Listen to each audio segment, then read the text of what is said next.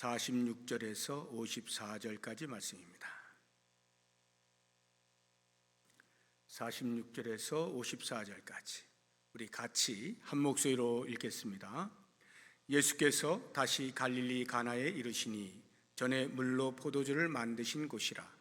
왕의 신하가 있어 그의 아들이 가버나움에서 병들었더니 그가 예수께서 유대로부터 갈릴리로 오셨다는 것을 듣고 가서 청하되 내려오셔서 내 아들의 병을 고쳐주소서 하니 그가 거의 죽게 되었음이라. 예수께서 이르시되 너희는 표적과 기사를 보지 못하면 도무지 믿지 아니하리라. 신하가 이르되 주여 내 아이가 죽기 전에 내려오소서. 예수께서 이르시되 가라 내 아들이 살아있다 하시니 그 사람이 예수께서 하신 말씀을 믿고 가더니 내려가는 길에서 그 종들이 오다가 만나서 아이가 살아있다 하거늘 그 낫기 시작한 때를 물은즉 어제 7시에 열기가 떨어졌나이다 하는지라. 그의 아버지가 예수께서 내 아들이 살아있다 말씀하신 그때인 줄 알고 자기와 그 온 집안이 다 믿으니라. 이것은 예수께서 유대에서 갈릴리로 오신 후에 행하신 두 번째 표적이니라. 아멘. 갈릴리 가나 하면 생각나는 것이 예수님께서 혼인잔치집에서 포도주가 떨어졌을 때 물로 포도주를 만들어 손님들을 대접한 그 사건이 기억이 나죠. 그것을 우리가 요한복음에 나와 있는 7가지의 표적 가운데 이제 첫 번째 표적이라 이렇게 알고 있어요. 오늘 우리가 읽은 말씀은 갈릴리 가나에서 행하신 두 번째 표적이 되겠습니다. 왕의 신하가 가버나움에 살고 있었는데 예수님께서 유대 지역을 돌고 사마리아를 통과하여 갈릴리에 오셨다 하는 말을 듣고 그의 아들의 병을 고치기 위해서 가나로 가서 예수님을 만나 고쳐주십시오 라고 하는 이 사건, 이것이 두 번째 표적이 되겠습니다. 아들을 살리기 위해서 예수님을 만나는 이 신하를 보면서 우리는 오늘 말씀 속에서 기독교의 믿음이 무엇이냐, 기독교의 믿음의 특성을 살펴볼 수가 있습니다. 기독교 믿음의 특성 하면 가장 기본적으로 우리가 알아야 될 것이 기독교 믿음은 고정관념이 아니다. 고정되어져 있는 개념이 아니고 변동되어진다라고 하는 거예요. 그러니까 믿음이 있느냐 없느냐 이렇게 둘로 나누는 고정된 개념이 아니고요. 믿음의 깊이가 얕은가 아니면 좀 더 깊은가 아주 깊은가 이렇게 변동되어지는 개념이라는 겁니다. 믿음이 강한가 약한가, 믿음이 큰가 작은가, 믿음의 색깔이 흐릿한가 아니면 선명한가 등등 이렇게 변해가는 것이 기독교 믿음의 특성이다라고 하는 거예요. 물론 이제 퇴보하는 경우도 있을 수 있어요. 좋은 믿음을 가지고 있다가 강한 믿음을 가지고 있다가 그 믿음이 약해지는 경우, 선명한 믿음을 가지고 있다가 흐릿해지는 경우도 있죠. 이렇게 퇴보하는 믿음은 기독교 믿음의 특성이라 할 수 없어요. 그 반대로 점점 자라나는 이것이 기독교 믿음의 특성이고 정상입니다. 고린도후서 10장 15절을 보면 사도 바울이 이렇게 이야기합니다. 우리는 남의 수고를 가지고 분수 이상의 자랑을 하는 것이 아니라 오직 너희 믿음이 자랄수록 우리의 규범을 따라 너희 믿음이 자랄수록 믿음이 자란다라고 하는 것을 분명하게 이야기를 해주고 있어요. 이것을 NIV 영어 성경에서는 Faith continues to grow 해서 grow가 계속된다, 자라는 것이 계속된다 이렇게 기독교 믿음을 이야기하고 있어요. 데살로니가후서 1장 3절을 보시면 형제들아 우리가 너희를 위하여 항상 하나님께 감사할지니 이것이 당연함은 너희의 믿음이 더욱 자라고, 믿음이 더욱 자란다. 페이스가 자라는데, 그로우하는데 more and more, 점점 더 자란다 이렇게 표현을 하고 있는 것입니다. 그런 걸 볼 때 기독교의 믿음은 자라나는 것을 특성으로 한다는 것을 알 수가 있습니다. 오늘 이 왕의 신하의 믿음을 통해서 우리가 그것을 이제 찾아볼 수가 있는 것입니다. 제가 오늘 이 왕의 신하의 믿음을 3단계로 설명을 해드리려고 하는데, 그렇다고 해서 기독교의 믿음이 3단계로 분류가 되느냐? 그건 아니에요.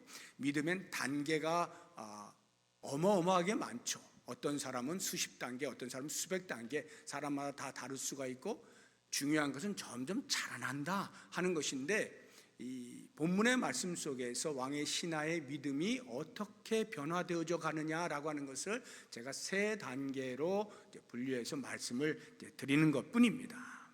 첫 번째 믿음을 보시게 되면, 이 왕의 신하가 예수님에 대하여 처음부터 분명한 믿음을 가지고 있었던 건 아닌 것 같아요. 다만 자기 아들의 병을 고쳐줄 수 있을 만한 능력을 가진 분이라고 하는 믿음이 있어서 나왔던 것 같습니다.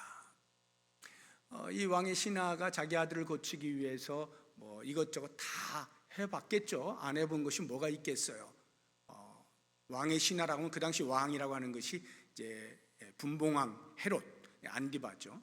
이 왕의 신하니까 왕의 관료, 상당히 재력도 있고 지위도 있으니까 해볼 수 있는 것들은 웬만한 건 다 해봤으리라 하는 생각이 듭니다.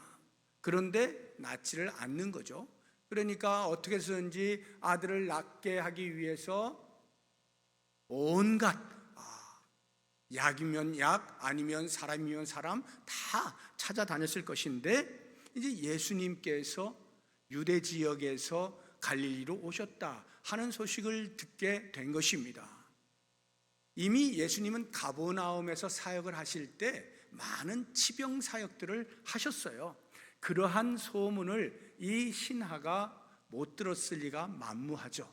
다만 그 당시에는 그냥 한쪽 귀로 듣고 한쪽 귀로 흘리는 거죠. 왜냐하면 자기와 크게 연관되어 있지 않으니까, 어떤 청년이 하나님 나라라 해서 외치고 다니면서 병자들을 고친다 하는 이러한 소문들을 그냥 듣는 것으로 그쳤을 거예요. 그런데 이제 정작 자기 아들이 낳아야 되는, 자기와 직접적인 관련이 있게 되어지니까 그 당시에 그 소문을 떠올렸겠죠. 그리고는 그 예수라고 하는 랍비가 지금 갈릴리 지역에 와 있다라고 하는 이야기를 들었을 때에, 그 왕의 신하는 가버나움이라고 하는 곳에 집이 있어요. 거기에서 예수님은 갈릴리 가나라고 하는 곳에 와 계시는데, 이 가버나움에서 가나까지 적어도 30-40km가 되는데 그 먼 거리를 한달음에 달려왔겠죠. 그래서 예수님께 이제 매달리는 거예요. 이분이라면 혹시 내 아들을 고쳐줄 수 있을는지 모르겠다. 47절 한번 보십시오. 그가 예수께서 유대로부터 갈릴리로 오셨다는 것을 듣고 가서 청하되 내려오셔서 내 아들의 병을 고쳐주소서 하니 그가 거의 죽게 되었습니다. 우리가 성경을 읽을 때는 이렇게 단면적으로 읽을 수밖에 없지만 그 속에 담겨있는 감정들을 깊이 묵상을 해보면 이 왕의 신하가 얼마나 간절한 마음으로 급박하게 예수님이 계신 곳에 달려와 찾았을까 하는 생각을 얼마든지 해볼 수가 있는 것입니다. 그리고는 당장에 예수님, 저와 함께 우리 집에 갑시다. 지금 내 아들이 죽게 생겼는데 당신이라면 고칠 수 있을 것이라 제가 믿습니다. 이러한 마음으로 지금 이야기를 하고 있는 것이죠. 그때에 이 신하가 예수님을 향하여 가지고 있는 믿음이라고 하는 것은 예수님을 믿는다기보다는 예수님이 행하시는 능력을 믿는 거죠.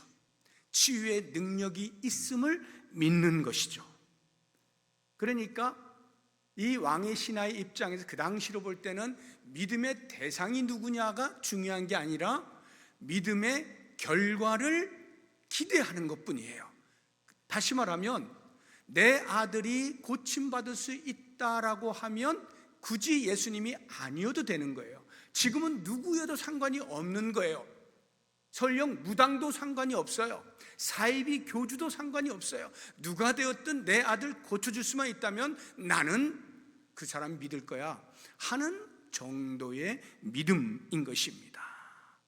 다시 말하면 나의 필요를 채워줄 수 있는 그 무엇 또는 그 어떤 사람, 내 필요를 채울 수 있는 그 사람이 믿음의 대상이 될 뿐인 것이죠.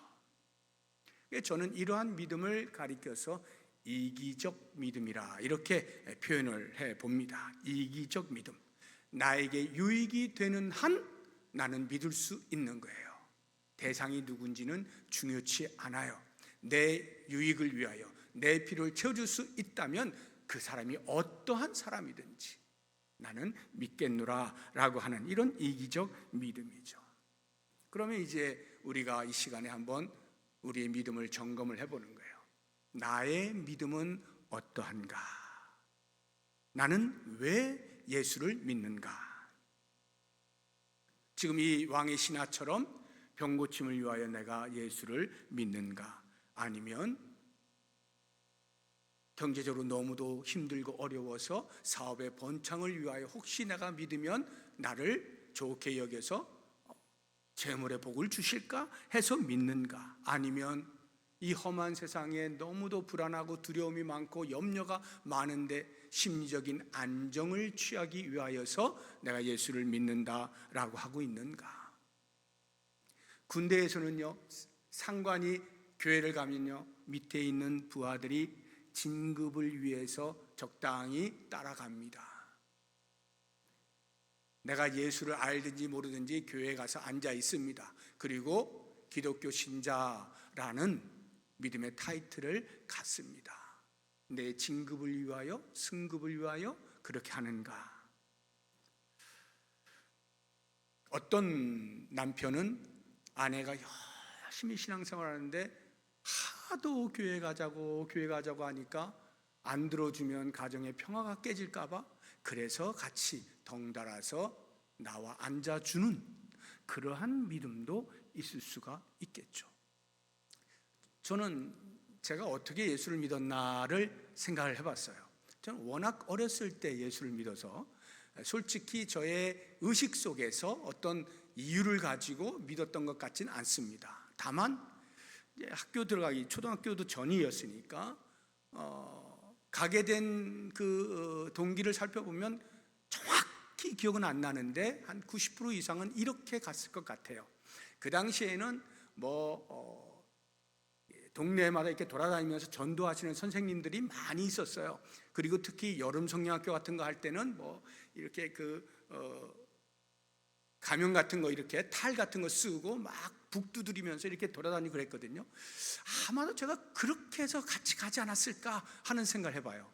그런데 가면 좋은 게 있는 거예요. 좋은 게 없으면 제가 갔을 리가 만무하겠죠. 일단 먹을 걸 줘요. 그리고 놀거리가 있어요. 그 당시만 해도 논다고 하는 것이 교회 외에는 딱히 놀만한 게 마땅치가 않았거든요. 그런데 교회 가면 신나는 거예요. 그리고 그렇게 뭐라고 하시지 않아요, 선생님이. 그냥 놀게 만들어주고 혼내도 그냥 얼마든지 그게 엄청난 어떤 압박으로 오는 게 아니라 그걸 오히려 즐기면서 이렇게 했던 것 같아요. 먹을 게 있고 놀 게 있으니까 그것이 저의 믿음의 출발이었던 것 같습니다. 사람마다 그 출발의 동기가 다 다를 것이에요. 어떻게 내가 예수를 만났나 그 접촉점이 다 다를 것입니다. 중요한 것은 지금 나의 믿음은 어떠한가? 지금 나의 믿음은 어느 자리에 와 있는가? 이게 중요한 건데요. 여전히 그렇게 나의 필요를 채우는 차원에서의 이기적인 믿음의 수준에 머물러 있다라고 하면 그것은 문제가 될 것 같아요.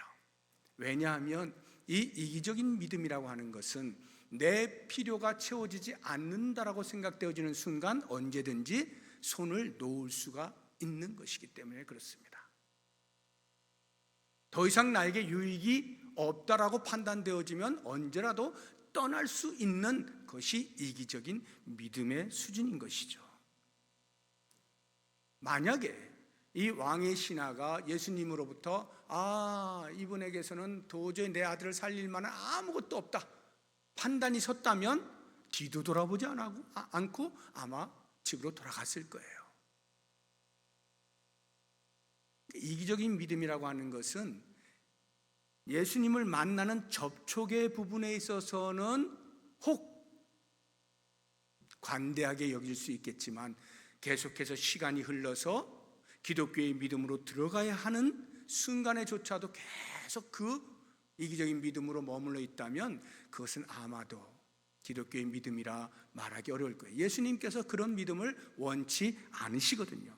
그래서 두 번째 단계로 넘어가는 이제 이 상황에서 예수님이 하신 말씀을 들어보면 이렇습니다. 48절에 예수께서 이르시되, 그 사람이 말하는 거예요. 너희는 표적과 기사를 보지 못하면 도무지 믿지 아니하리라. 이 이야기는 예수님이 한편으로는 굉장히 안타까운 마음으로 탄식하면서 하시는 말씀이고, 또 다른 한편으로는 책망하면서 하시는 말씀으로 들을 수가 있어요. 그런데 중요한 것은 지금 신하가 예수님 빨리 우리 집 갑시다, 같이 갑시다, 내 아들 지금 거의 죽게 생겼습니다, 이렇게 할 때 그 신하에게 이야기하시는 것이 아니라 신하와 더불어서 예수님과 함께 빙 둘러선 모든 사람을 향하여 지금 말씀하시는 거예요. 다시 48절 보면 너희는 이렇게 있잖아요. 너희는 표적과 기사, 너희는이 누구예요? 예수님 주변에 있는 모든 사람을 다 가리키고 있는 것이죠. 이게 무슨 말이냐면 신하뿐만이 아니라 예수님 주변에 있는 사람들 별반 다를 바 없다는 거예요. 다 거기서 거기라는 거예요. 전부 다 이기적인 믿음으로 지금 내 주변에 와 있어 너희들은, 이렇게 탄식하고 계시는 거예요. 45절 한번 보세요. 우리 읽지는 않았는데요. 45절을 보시면 갈릴리에 이르심에 갈릴리인들이 그를 영접합니다. 예수님을 영접해요. 왜? 자기들도 명절에 갔다가 예수께서 명절 중 예루살렘에서 하신 모든 일을 보았기 때문이에요. 함께 내려간 유대인들이겠죠. 명절을 지켜야 되니까요. 유월절을 지켜야 되니까. 그런데 그 속에서 예수님이 행하신 일들을 본 거예요. 범상치 않은 일들을 본 거예요. 이야, 정말 대단한 랍비의 모습을 보여주신 거예요.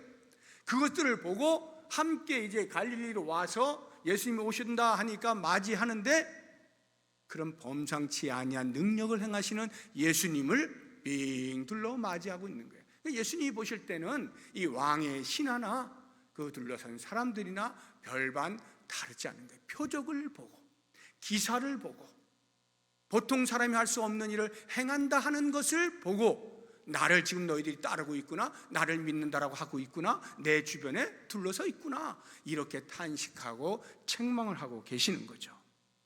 그때에 이 말을 들은 신하가, 왕의 신하가 어떻게 반응하는가 보시면 49절입니다. 신하가 이르되 주여 내 아이가 죽기 전에 내려오소서. 예수님이 지금 너희들은 표적과 기사를 보고 믿는 그 믿음의 수준밖에 안 되니 하고 책망을 하고 계시는데, 아랑곳하지 않은 채 자기의 필요만 계속 얘기하는 거예요. 반복해서. 주님, 지금 그런 얘기 하실 때가 아니에요. 지금 내 아들 죽게 생겼습니다. 빨리 저같이 갑시다. 다시 한번 강조하여 요청하는 모습을 볼 수가 있어요. 그러니까 이 말씀만 보면 왕의 신하의 믿음이 조금도 나아져 보이지 않는 거죠. 여전히 이기적인 믿음에 머물러 있는 것처럼 보입니다. 그런데 사실은 그 다음 장면을 보시게 되면 이 말이 그런 의미가 아니라는 것을, 한 단계 믿음이 자라났다는 것을 알 수가 있습니다. 50절 말씀을 보십시오. 예수께서 말씀하십니다. 빨리 갑시다. 한 번 더 이야기하고 있는 그 신하에게 예수님이 말씀하셔요. 가라, 내 아들이 살아있다. 그래, 함께 가자가 아니라 가라, 난 여기 있을 거야, 너 가, 네 아들이 살아있어, 이렇게 말씀을 하신 거예요. 그런데 만약에 이 왕의 신하가 여전히 이기적인 믿음의 수준에 머물러 있었다고 한다면 예수님이 이와 같은 말씀을 듣고 어떻게 반응했을까요? 무슨 말씀입니까 예수님? 하고 아마 바짓가랑이를 붙잡고 늘어져서라도 어떻게든지 예수님을 모시고 집으로 가려고 했을 거예요. 때를 써서라도 어떻게든지 당신 아니면 지금 내 아들 죽습니다. 내가 지금 마지막으로 지푸라기 잡는 심정으로 지금 말하고 있는 것인데 어떻게든지 지금 저하고 가야 됩니다 하고 강제로라도 끌고 갔을런지 모르겠어요. 그런데 이 왕의 신하가 어떻게 합니까? 50절을 보시게 되면 뒷부분에 그 사람이 예수께서 하신 말씀을 믿고 가더니, 예수께서 하신 말씀을 믿고 가더니, 이게 무슨 말이에요? 말씀을 믿고 갔다. 말씀을 믿고 갔다? 어떻게 갑자기 이렇게 될 수가 있죠? 지금 예수님이 무언가 안수를 하든지 약을 어떻게 조제해서 복용을 시키든지 뭔가 예수님이 해야 그 능력이 나타난다라는 생각을 가질 게 아니겠어요? 그런데 예수님이 가시지도 않은 채 그냥 말로만 가, 네 아들 살아있어 하는 그 말씀을 믿고 어떻게 가냔 말이에요. 이 이야기는 곧 예수님에 대한 인식이 바뀌었다는 것을 의미하는 거예요. 예수님을 믿는 것과 다를 바가 없는 거예요. 예수님의 말씀을 믿었다는 말은 예수님을 믿었다라고 하는 말이에요. 처음에 이기적인 믿음은요, 예수님을 믿는 게 아니에요. 예수님이 하시는 능력을 믿는 것뿐이죠. 그런데 변화가 일어나는 거예요. 예수님을 믿게 돼요. 어떻게 해서 예수님에 대한 인식이 바뀌었을까 묵상을 해보면 이런 생각을 제가 묵상을 해보게 된 거예요. 왕의 신하가 와서 예수님, 당신밖에 없습니다. 당신이 내 아들을 고칠 수 있습니다 라는 이야기를 했을 때 여느 사람들이라면 그렇지, 나밖에 없지, 그렇지, 네가 나를 아는구나, 네가 나를 인정해 주는구나, 에헴, 우쭐거리거나 뿌듯해하거나, 만약에 가짜라면 큰일 났잖아요. 가서 아무 일도 아니라면 큰일 나니까 어떤 변명을 통해서든지 회피하려고 한다거나, 그것도 아니면 일반적으로는 그래, 알았다, 내가 너와 함께 가마, 내가 다시 한번 내 능력을 보여주마, 너는 뭘 할래, 나를 위해서 어떻게 할 건데, 대가성 금품을 요구하거나, 이게 보편적이죠. 보편적인 반응이에요. 그런데 예수님이 어떻게 반응해요? 너는 왜 그런 것들로 나를 믿으려고 하느냐라고 하면서 전혀 세상의 우쭐거림이라든가 어떤 대가성 금품을 요구한다거나 얼마든지 합리적으로 할 수 있는 그러한 모습을 보이지 아니하고 전혀 다른 형태의 믿음에 대하여 이야기를 하시는 모습을 보면서 이 왕의 신하의 마음이 꿈틀거린 거예요. 야, 이분은 뭔가 진짜 다르네. 이분은 지금 보편적으로 우리가 생각할 수 있는 그런 분이 아니네. 그렇게 되면서 그리스도에 대한, 예수님에 대한 인식의 변화가 일어나게 되어지고, 야, 이런 분이라면 내가 이분을 믿어도 되겠구나 하는 판단이 섰을 때 예수님께서 말씀 하나 하신 것에 대하여 그대로 순종할 수가 있었던 거죠.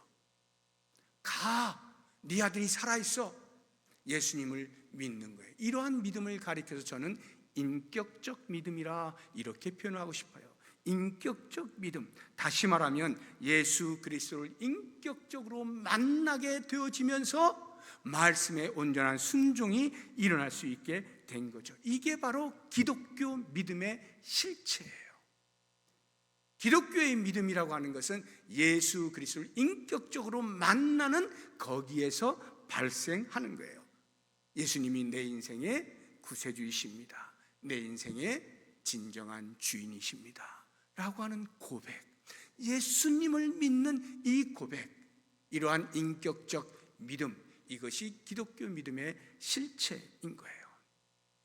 그래서 설령 처음 출발은 이기적인 믿음이 되었든 어떤 믿음이 되었든 접촉이 어떻게 되었든 시간이 흐르면서 하나님의 말씀을 배우면서 예수 그리스도를 경험하면서 계속하여 그리스도에 대한 인식의 변화가 일어나서 드디어는 예수님께 인격적인 굴복을 하는, 이것이 바로 진정한 기독교 믿음이다 하는 거예요. 마지막으로 제가 한 가지를 더 보려고 하는데, 이 왕의 신하가 이렇게 훌륭한 믿음으로의 변화가 일어났는데 거기서 멈추지 아니하고 한 단계 더 나아가는 모습을 볼 수가 있어요. 조금 더 잘하는 믿음이 이 본문을 통해서 우리가 발견이 되어지는데, 저는 그것을 가리켜서 선포적 믿음이라 이렇게 표현을 하려고 합니다. 선포적 믿음. 한번 생각해 보세요. 신하가 예수님의 말씀을 듣고 예수님이 가라 하니까 그냥 순종하여 갑니다. 가는 길에 가버나움에 있던 그 신하의 집에 있던 종들이 소식을 하나 들고 오다가 중간에서 길에서 만납니다. 그 소식이 무엇인가 하면 51절 보시면, 내려가는 길에서 그 종들이 오다가 만나서 아이가 살아있다 하거늘, 거의 죽어가던 그 아이가 살아났다 이 말이에요. 그 소식을 너무나 기쁘니까 빨리 주인을 찾아서 소식을 전해줘야 되겠다. 지금도 여기저기 헤매면서 아들 살리려고 애를 쓰고 있을 텐데 하면서 신하가 갔던 그 가나를 향해서 가다가, 신하는 가나에서 가버나움으로 또 가다가 중간에 이렇게 만나게 된 것입니다. 그때에 이 신하가 내 아들이 언제 낳았느냐 묻습니다. 51절 보세요. 52절, 그 낳기 시작한 때를 물은즉, 낳기 시작한 때를 묻습니다. 물어보니까 그 아들이 낳은 시점과 예수님께서 자기에게 이야기해 주신 그 시점이 맞다는 것을 보게 되는 것입니다. 저는 이 말씀을 보면서 여러 신학자들이 그렇게 이야기를 해요. 아직도 이 신하의 믿음이 아직 연결질 못했다, 여전히 의심하고 있다, 이렇게 많이 보게 됩니다. 정말 예수님이 믿을 만한 분이냐라고 하는 것에 대한 확신이 덜 들어서 그것을 물어, 정말 예수님이 고쳐주신 것인지 아니면 우연히 어찌다가 낫게 된 것인지 한번 알아보려고 시간을 물었다는 거예요.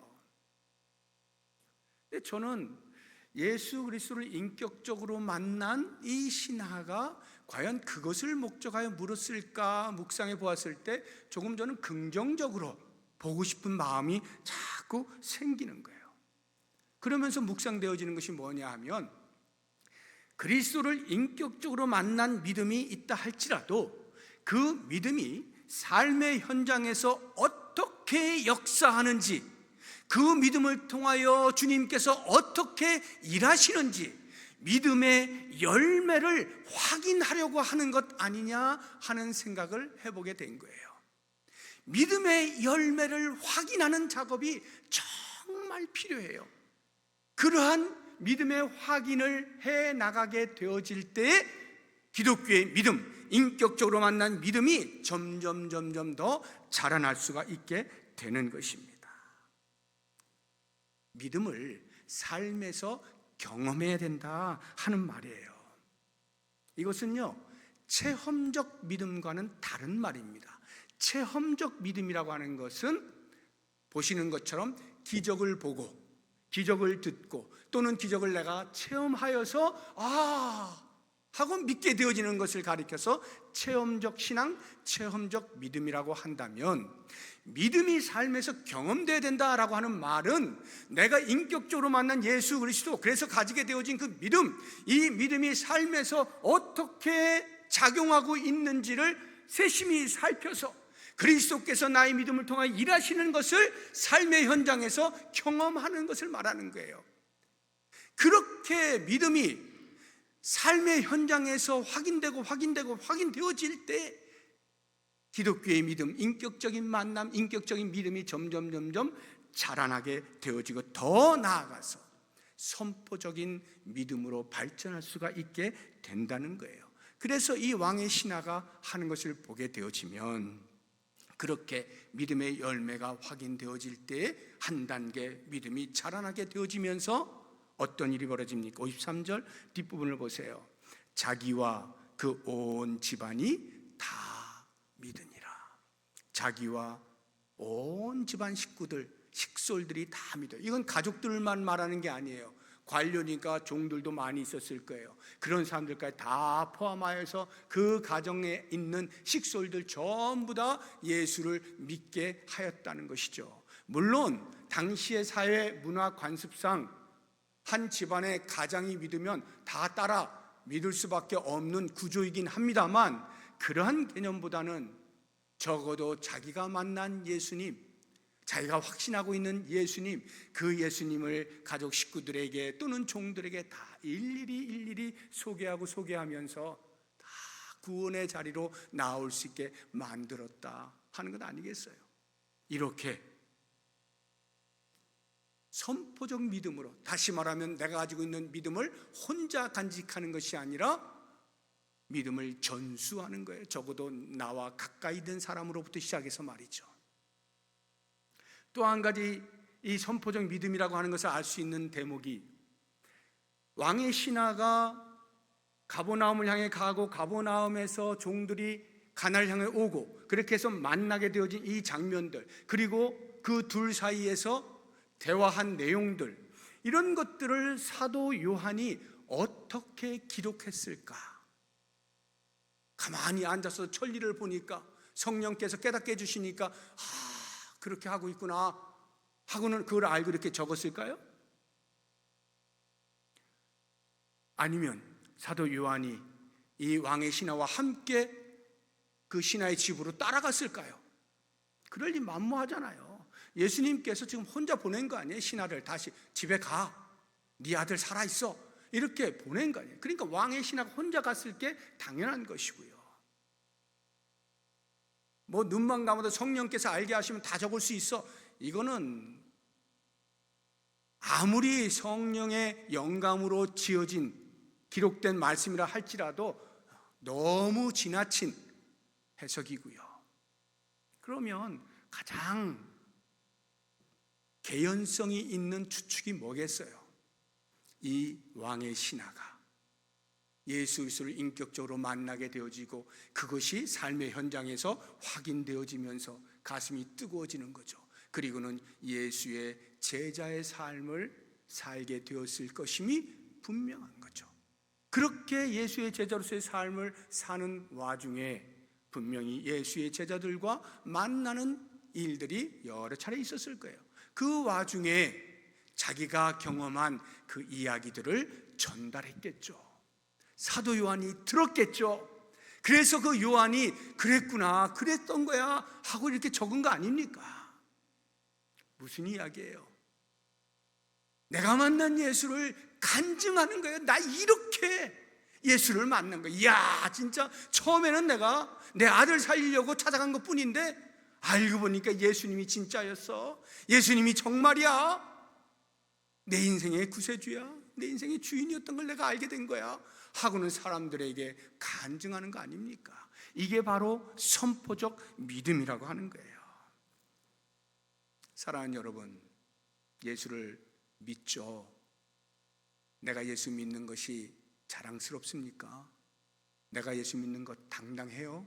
사람들 앞에서 내가 예수 믿는다는 것에 대하여 부끄러움 없이 이야기합니까? 아니, 내가 만난 예수를 알지 못하면 당신 큰일 납니다 라고 하는 간절한 마음으로 인생의 구세주 되시는 예수 그리스도를 증거할 간절한 마음이 있습니까? 아니면 혹시라도 누군가에게 들켜서 아이고 너는 왜 이렇게 의지가 박약하니? 너 스스로 이렇게 네 인생을 살지 못해서 그래 그렇게 신을 의지해야만 되겠어? 라고 하는 의지 박약으로 몰리지는 않을까? 비춰지지는 않을까? 두려워서 쉬쉬하면서 조용조용히 이렇게 믿고 있지는 않느냐 이 말이에요. 과연 나는 내 믿음에 대하여, 그리스도를 아는 이 믿음에 대하여 선포할 수 있는 자리에까지 이르고 있는가 한번 생각해 보자는 거죠. 오늘 이 왕의 신하는요, 이 짧은 스토리 가운데에서 우리에게 들려주는 이야기가 참 많습니다. 우리가 어떻게 해서 예수를 만나게 되었든지 그 시작이 어디든지 중요한 것은 지금 내가 어디까지 와 있는가, 나는 예수를 인격적으로 만나고 고백하고 있는가, 그리고 그 예수님이 너무 가치 있고 의미 있는 믿음이라서 사람들에게 알려주지 않고는 견딜 수 없는 뜨거운 마음이 있는가 하는 것들을 살펴보면서 우리의 믿음이 예수 그리스도에 다시 오시는 그날까지 계속 자라나서 궁극에 우리 하나님을 기쁘시게 하는 성숙한 믿음에 이를 수 있는 은혜가 우리 모든 성도들의 있기를 주의 이름으로 축복합니다. 시간에 우리 기도